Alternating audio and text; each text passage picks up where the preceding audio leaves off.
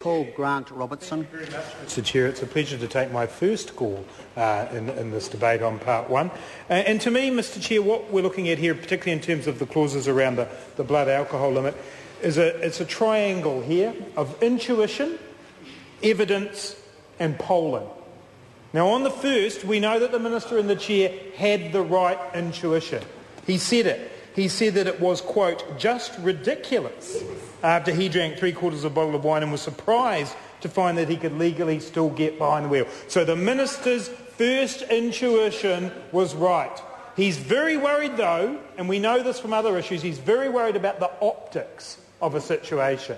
And so that's where we come into the next thing, the evidence. So he goes looking and he thinks, well, what evidence is there? Well, interestingly, in the regulatory impact statement for this, we have some notion of the evidence from the Ministry of Transport. They go through the things that the government could do. Lower the adult drink drive limit from blood alcohol content 0.08 to 0.05. Lower the youth drink limit from 0.03 to 0. Introduce infringement penalties for the proposed excess blood alcohol offences. Then it is expected these actions are estimated to save between 17 and 35 lives and prevent between 363 and 729 injuries each year. So that's the social cost. That's the social cost of not doing it. That's the evidence that's provided by the Minister's own advisers, by the Ministry of Transport. But I know the Minister's a man, he's got a bit of the accountant in him, so he knows about the cost of everything and the value of nothing. So we can talk to him about the costs, because the Ministry of Transport's advice goes on to say this equates to an annual social cost saving of between $127.5 million and $254.5 million as at June 2009. So not only do we have the evidence of the social cost of not making these changes, of what the Minister has not put forward in front of the House, we've also got the economic cost. That's the evidence. The intuition was there. The evidence was there. But Mr Joyce has not gone ahead with that, and we have to ask ourselves why that is.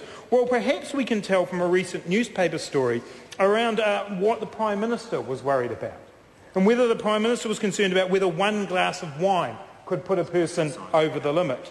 In reply, he was told to this that the public would react badly to a cut in the drink drive limit, even though research and polls show most drivers are keen to see the limit reduced. And that's where it all went wrong. That's where it all went wrong for the Minister. The intuition was there, the evidence was there, but his boss started to get nervous about the polling. And if we know one thing, this Minister worries about the polling. The focus groups were done. I'm sure they were pulled in. Mr Joyce would have been there. He would have been there on the other side of the one-way glass, looking in on the focus group, getting nervous that his intuition wasn't there. He wasn't going to back it. The evidence was telling him he had to do it for the good of New Zealand. He had to lower that blood alcohol limit. But he wouldn't do it, because the polling wasn't going to stand up, because his boss started to get nervous. Well, this is a situation, Mr Joyce, where it's time to stand up and do the right thing. That's right. To do the right thing that's based on evidence, that's going to save lives, that's going to save money in the economy, that's going to save money for the health system, that is just plain good for New Zealand. But Mr Joyce still has an opportunity on the table that will make the change that his own officials have told him is the right thing to do. They've told him that he will achieve the objectives of the Safer Journeys strategy if he makes this change. Now, Mr Joyce has stood up in this House and he's played a bit of politics. He said, why haven't Labor done this? Around this House, I believe there is a consensus that this is the right thing to do. That this is the right thing to do. That's the point. Now's the time for Joyce to show the leadership. Now's the time for Mr Joyce to show that there is a consensus around this House. There's not even real about this. So is it the wrong thing to do, Mr Henare? Tell me, is it the wrong thing to do? That's not an answer, Mr Henare. Is it the wrong thing to do? This is the problem with Tau Henare. This is the problem with Stephen Joyce. We have the evidence that says this is the right thing to do. The opportunity is there to back Darian Fenton's amendment and the consensus that actually exists in this House can be brought into law. This is where the evidence is. This is where his interest is.